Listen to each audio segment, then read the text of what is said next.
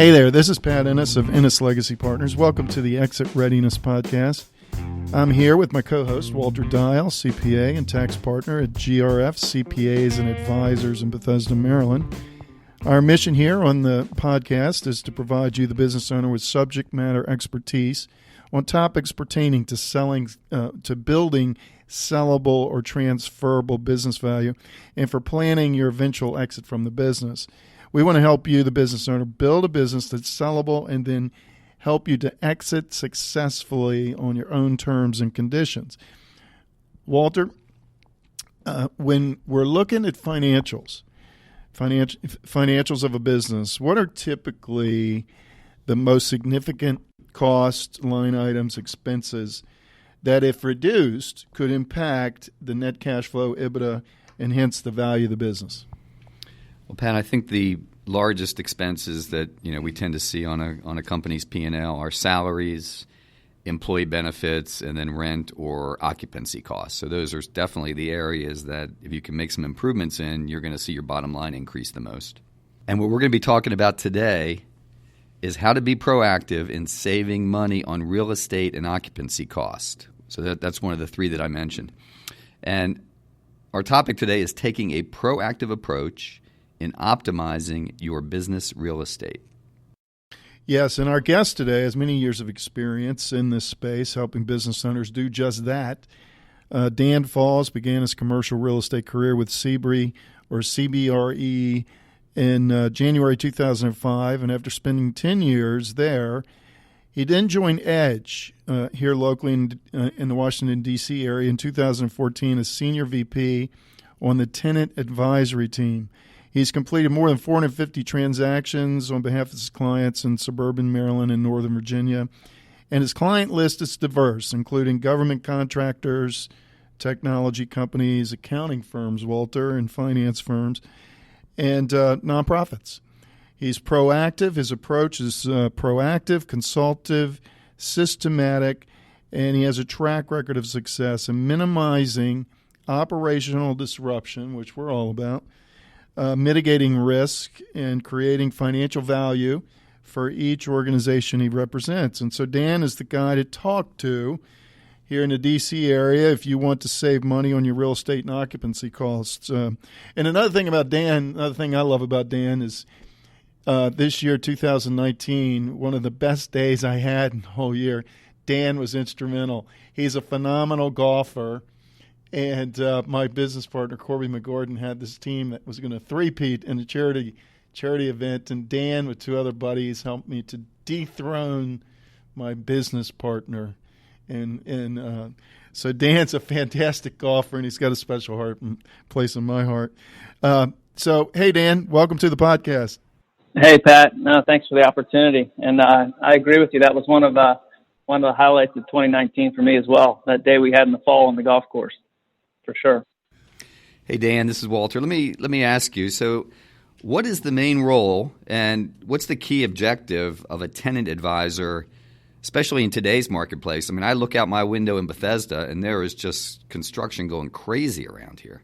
Yeah, great question, Walter. Well, there's a couple key roles that we play on the tenant advisory side. I think the primary role is really to help clients and companies align their real estate facilities with their overall operational requirements and financial objectives. So, we really want to help our clients identify the right location and establish the best facility for their business, and ultimately one that, serves the best needs of their employees and helps them, accomplish their day-to-day business objectives. So, we also want to, throughout the transaction process, we want to help them add value to that process and mitigate long-term risk as we negotiate on their behalf. And, we want to help the companies we work with optimize their space needs and ultimately allow them to be as efficient as possible from a cost perspective, going back to your original point that, real estate is a major cost item, typically the second largest fixed cost organizations have. So that can be very valuable to the bottom line. So there must be some type of process involved in this. Can you kind of walk us through that? Absolutely. Yeah. I mean, there's definitely, our team and, people in my business that have been doing this a long time and do it well. We really have a systematic approach for the way that we work with our clients And, just like in your business, Pat, I think the ability, and Walter as well, I think the ability to plan is key to all of this. So a critical factor that we try to make our clients aware of when we partner with them is that, it's not something that you can do in overnight. It's a critical factor is the time required up front to plan. So we like to engage with clients, 12 to 18 months before a lease expiration or before the target date that they want to occupy in the space. And that allows ample time to plan and ultimately maintain leverage in the market and achieve the best possible business terms. So it's the ability to lay out a timeline and a roadmap for them is critical. We can certainly help a client if they come to us and say they have 3 months left on their lease, but it's it's a more challenging endeavor at that point. We don't have the ability to create the same sort of leverage in the market. So we need time, up front to get to know. I mean, really the first step is we want to get to know the people that we're working with. We want to know the business owners or the executives. We want to learn about the culture of their organization, what's important to them, what type of factors are they considering, and help them think about the right things as it pertains to their real estate. So, the factors that we would evaluate up front are, locational aspects, where are their employees commuting from? We can do a zip code analysis for them to help them figure out what that weighted center would be if they're looking for an optimal location.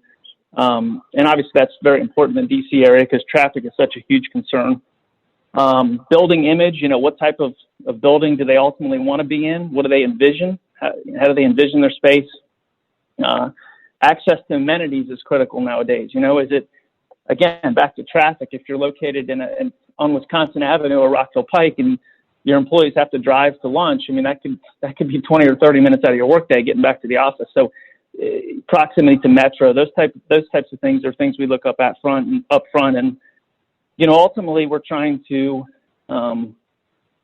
add financial value and save them time and money as we take them through the needs analysis and the roadmap that we lay out in terms of surveying the market for opportunities, qualifying their space needs, and then taking them through property tours, looking at options in the market, and ultimately teeing up those options side by side when we drill it down to a couple of the most promising properties. And then we're very specific and detail-oriented when we get into the letter of intent phase in terms of negotiating key business terms and negotiating the lease. That's where you can really paying attention and being proactive and paying attention to, unforeseen events that may happen within the term of a lease. That's where we can add a lot of value for our clients. Yeah. Hey, Dan, so as Walter mentioned on the outset, and you know this because you know us and you know what we do, we're always looking for ways for clients to reduce expenses and increase the net cash flow to a business and to their business, and then henceforth the value of the business. So, one of the things, and we're not experts in your space, but we do know that it's a big line item, and we always wonder about technology. How much. What role does technology play at this point? How much has technology impacted the way companies evaluate and use space today? And in today's market, when should they look to use technology, maybe even more so than physical space? How has technology impacted these decisions around real estate?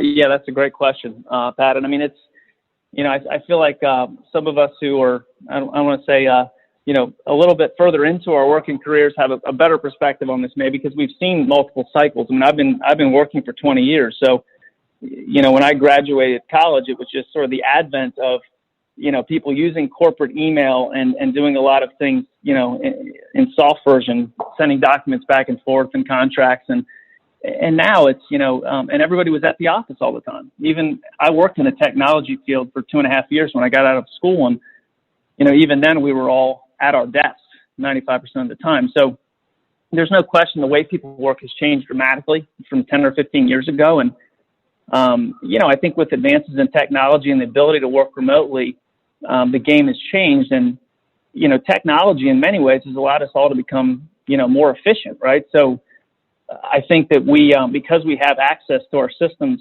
on a 24/7, 365 basis, we're all we're probably all compelled to be more responsive, and it allows us to work, from pretty much anywhere. And as it relates to office space in the office market, technology has allowed people in the modern workforce to pretty much work from home or work outside the office with the same access to their systems and documents and the ability to pull down what they need from the cloud to get their daily job done. So I think a lot of organizations that we work with and that we meet with and clients that we support, they really believe there's a lot of benefits to remote work to the extent that, you can somewhat eliminate traffic from the equation for people that do, on the days that they do choose to work from outside the office. It allows companies to offer their employees and potential employees more flexible work hours, more flexible meeting hours. There's so many virtual meeting tools available. And I think by offering this option to potential employees, a lot of business owners are using it as a recruitment tool.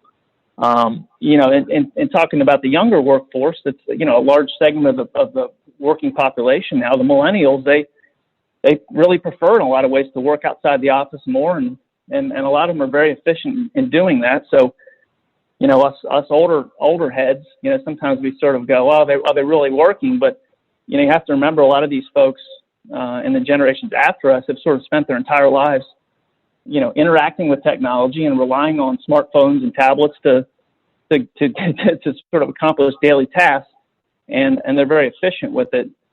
So I think, I think there's definitely benefits in the way that the work, people are working nowadays. But I also realize that, in the companies, the business owners we work with realize that, there's a risk of losing that sort of personal engagement and camaraderie if you don't have some sense of place and some office or a place that people can meet. So I think that even though the remote work is part of our, working culture nowadays, it's still important to have the right space that people can come to and get together when, for meetings and touchdown and times to get the team together. So I think it's still critical to have that option, right? So Dan, one of the key factors in the value of a business and creating value in a business is to have great employees. So how important of a factor do you think a company's office space is with regards to employee retention and recruitment of new talent? That's a great question. I think it's probably more critical now than ever, and especially in an economy like we're in now in the DC region, where we have a very tight labor market, and there's so many organizations, whatever industry, and you're competing for talent. And I think that the smart and informed executives that are recruiting talent for their businesses are realizing that a company's space is a reflection of the organization's culture to a greater extent than it probably has ever been before, and it's a vehicle to help keep their employees engaged and energized and happy at work. So I think a lot of companies, and we're certainly play a role in this process, we try to help our clients be more thoughtful when it comes to designing their HQ office and getting the right people involved in that process. And there's so many resources now that we have, even as compared to 15 years ago, in terms of, the architects now and space planners are just so fantastic at their jobs. And you get a furniture consultant involved they're well versed in the workplace strategy, and they've done demographic studies, and they understand how people work and what the potential employees want. So, I think it's critical to have the right space now when you're recruiting, and also the access to amenities, I think is something else here, Walter, that really plays into it, because gone are the days when you can, a lot of people just don't want to work in a remote suburban office building with no access to anything, convenient throughout the workday. So a lot of these building owners have built in, amenities on site. So you see buildings, even in suburbia, with fitness centers, cafes, coffee bars, yoga, all these things. You can access this during the workday, and that really appeals to the younger workforce.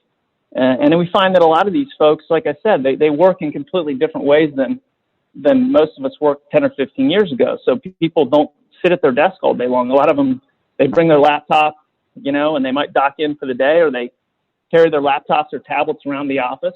Everybody is Wi-Fi enabled now. So people have meetings, not just in, traditional conference room settings, but there's other utility areas or breakout areas where people can collaborate. So I think going back to your question, I think in today's environment, it's a critical recruitment tool. Even with technology, listen, I mean, we can do a lot of things over with technology and through virtually, but primarily the interview process and onboarding still has to happen in person, right? It's critical for potential employees to visit a company's office and check out the corporate culture of that company.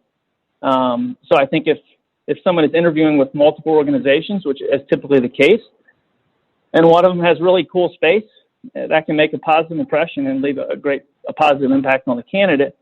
On the other side, if somebody goes to an interview and the company space feels a little outdated, or it's not really efficient how people are working, or there's they don't feel like the building's in a safe location, that can make an impact on the other side. So I think it's definitely critical from the standpoint of recruitment and employee retention and office space.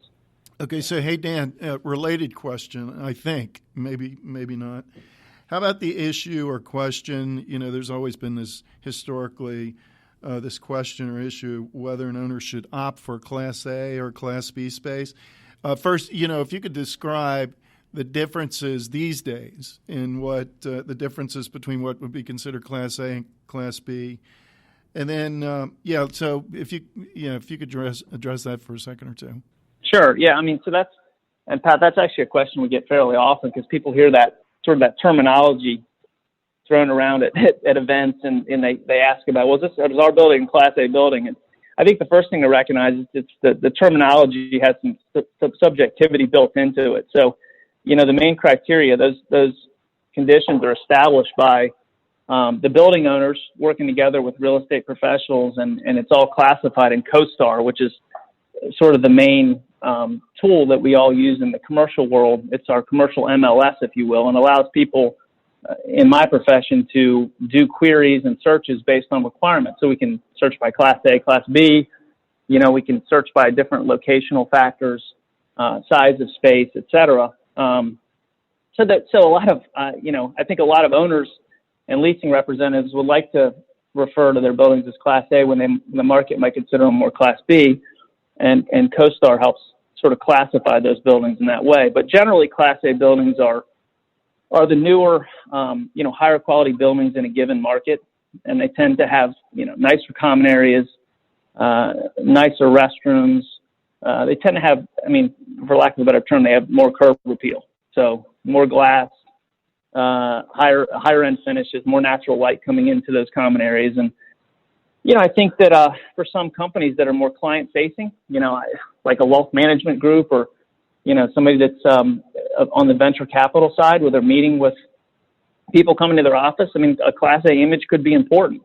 And Class B would, be typically, Class B doesn't mean it's not a nice building. It tends to be possibly a little more dated. The finish levels are a little more basic. But in many cases, a Class B building can be a great option for companies because you have to remember that you could, some companies don't want to pay, Class A market rents, but you can identify space in a Class B building that's very nice. It's still efficient, and you can build out, fantastic space with the right team, get the right architect on board, get the right furniture consultant, and you can build out, fantastic space in a Class B building and pay, pay a rent that's more favorable and more within budget. So I think those are the main differentiators, but it's amazing what's happened with the pricing in our market. You mentioned downtown Bethesda. If you look at some of the newer buildings in downtown Bethesda or some of the newer product that's come online in Tyson's Corner, the trophy buildings that would be sort of one notch above Class A, those buildings are leasing for upwards of $60 a foot now, which is literally twice what you would pay for a Class A building in the heart of Rockville. So it's amazing, the pricing spread now that is available to users out in the market.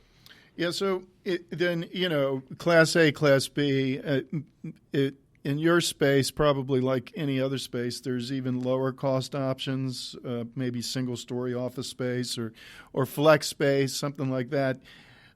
Can the even lower cost options at times make sense? Of course they can, right, for some businesses. When might it make sense for a business owner to consider an even lower cost space or flex space rather than even a Class B? Well, I would say that, there's a couple of drivers. If you're just talking about cost, you can absolutely do the same work in a single-story office building or even a flex building. And a flex building is essentially a building that has office and also some industrial component with loading. So even if you're just a pure office user, but you want to save money on your real occupancy costs, and then let's just say you have a team of developers, you're a technology company, you have a team of developers, and they're highly trained people, but they're not client facing. You're essentially doing development work. Nobody comes to your office.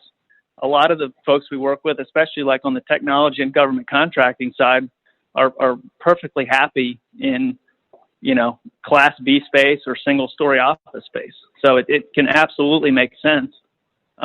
Again, based on what's important in your organization and how you're using the space, who's coming to visit you, and what type of image you want to project to your clients.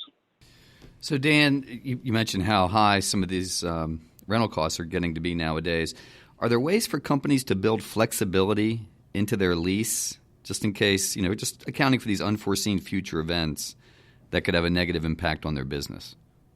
I mean, it'd be horrible to be locked into a $60 square foot rent and then, lose half your business or something. No, absolutely. Yeah, that's really important to our team. This is one of the things that we really focus on when we engage with a client and we work on a requirement. We want to make sure that we understand, what's important to the business owners and the executives in terms of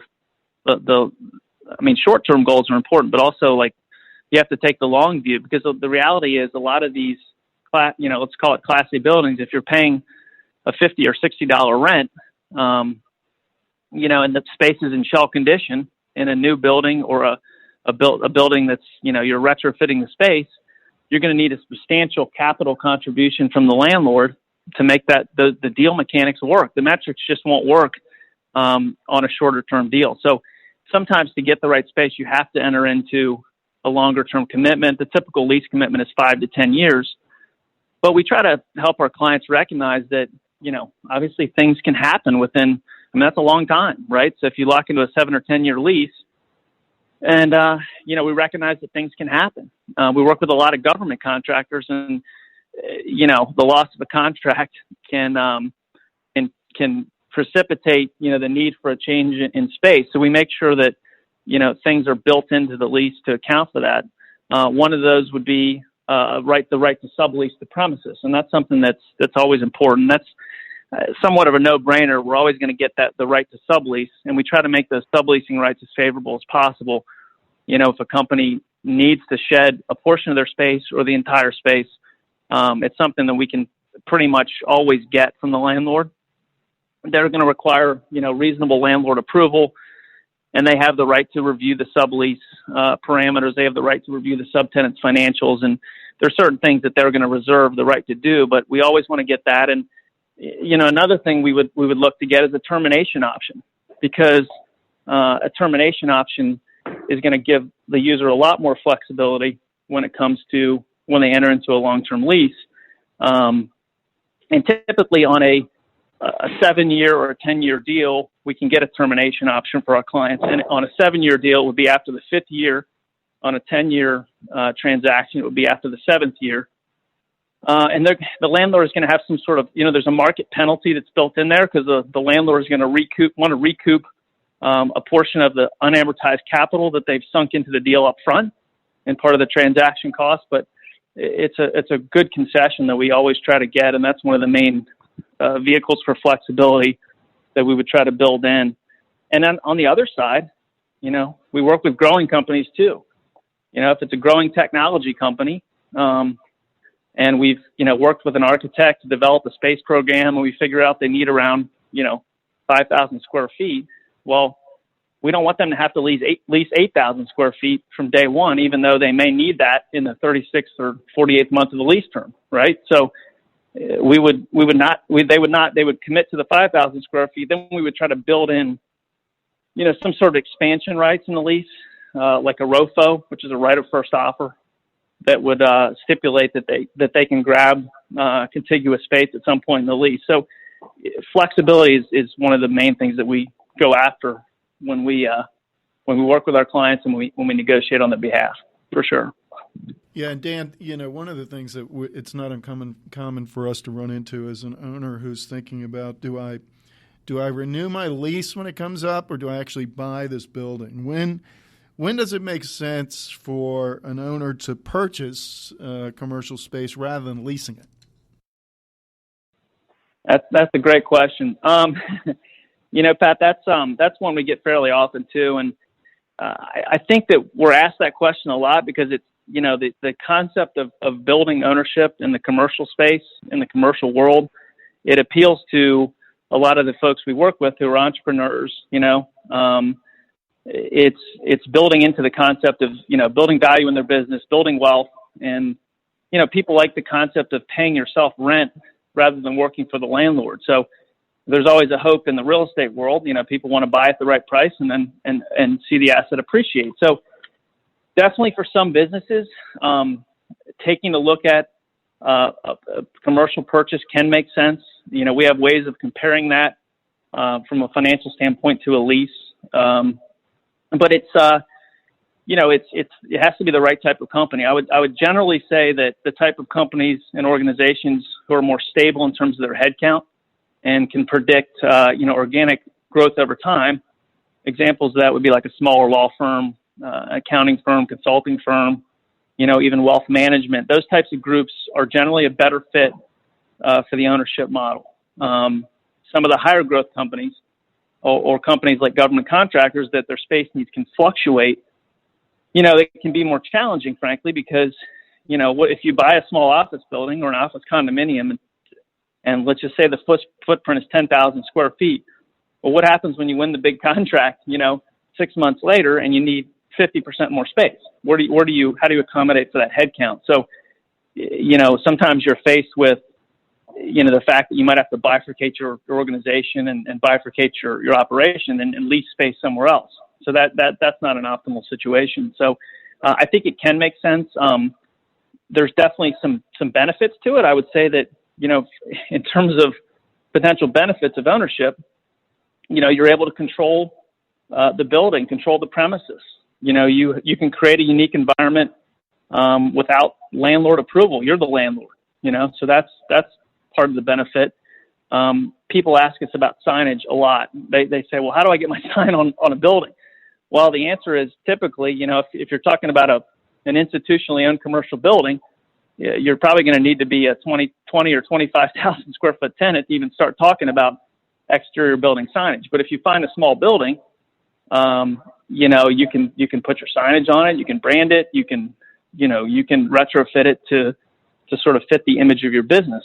But one of the challenges is, finding the building. That's probably one of the biggest sort of barriers to entry into the ownership model is the fact that if you look at various submarkets around the DC region, the opportunities to own smaller, non-institutionally owned commercial product are few and far between. So I was recently working with a client in Arlington, and if you look at the Roslyn-Boston corridor, you're talking about 25 million square feet of office space, and there's literally, I think it was 3 or 4 options that on the market for sale when you look at something under 15,000 square feet. So it can be a little like finding a needle in a haystack, but if you can find the right location and you find a client that's willing to if they understand that there are ongoing costs associated with the maintenance and upkeep of a building and capital costs that arise, it can certainly make sense in the long term. So Dan, I think you've done a great job kind of explaining to us the value that you can add, when a client is looking to do anything regarding their real estate. So I appreciate that. But, and I'm sure a lot of our listeners would agree, but can you help our listeners understand the key factors that they would consider when they're interviewing or hiring a commercial real estate advisor? Well, first I would say that, in today's, marketplace, the industry, the commercial real estate industry has evolved quite a bit, even in the last, 20 years in terms of, there's been an influx of investment, right, from the institutional owners, REITs, private equity funds. So as the as those folks have come in and bought product in markets like the DC region, I think that sort of the bar has been raised. So it's a little bit more complex now in terms of the transaction cycle and getting deals done. So I would absolutely recommend that to a business owner or somebody whose lease is coming up, that definitely partner with somebody who does this on a day-to-day basis. Again, if you're looking at a lease, typically companies, if they only have one location, they're only dealing with us every 5 or 10 years. So I would say that there's no substitute for experience. I would be looking to hire somebody and partner with somebody who has a minimum of 5 years of experience. And because the transaction cycle is a little bit more cumbersome now, there's more approvals on the landlord side. Financial metrics are a little bit more difficult. Rents are high. You want to make sure that you're not leaving value on the table. So somebody with more than 5 years experience is at least going to have some transactional experience under their belt. And that's what you want.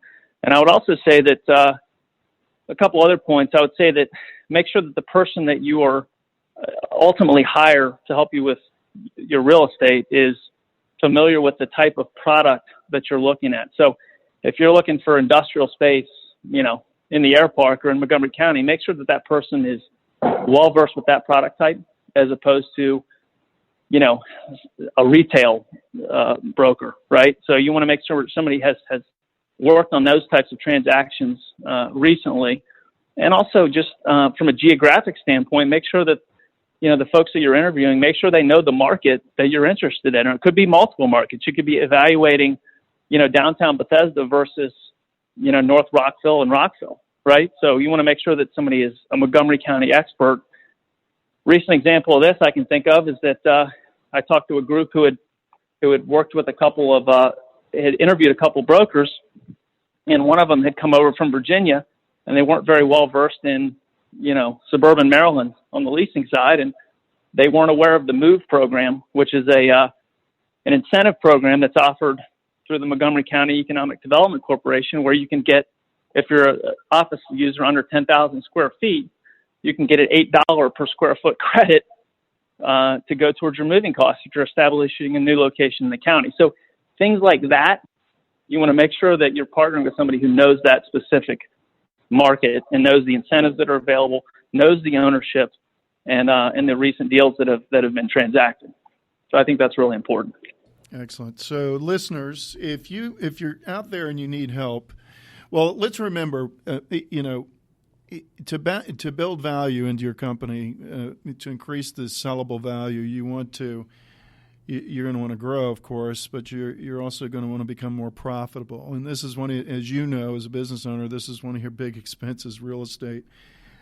So if you need help in negotiating your next lease, making sure it's flexible where it needs to be flexible, making decisions regarding technology, the kind of space that you're going to want, it's going to best serve your business in regard to growth, in regard to recruiting, in regard to retaining employees, whether or not you should have a Class A, Class B, or maybe even something else.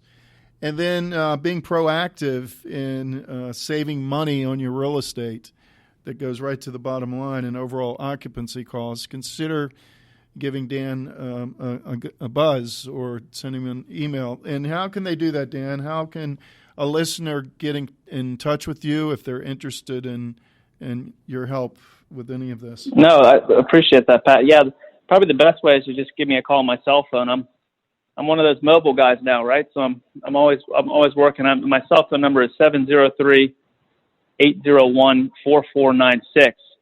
And then my email address is dfalls@edge, CRE, as in Edge Commercial Real Estate .com. So definitely appreciate the opportunity to be with you guys today on the podcast. I always enjoy listening to these, and look forward to seeing you soon. Yeah, right. To our listeners, if you want help in maximizing the value of your business or planning for your eventual exit, you can reach Pat at 301-859-0860, and you can reach me at 301-951-9090. You can also access resources at exitreadiness.com, grfcpa.com, and nslp.com. As always, thank you very much for listening. And until next time on the Exit Readiness Podcast, This is Walter Deyhle and Pat Ennis signing off.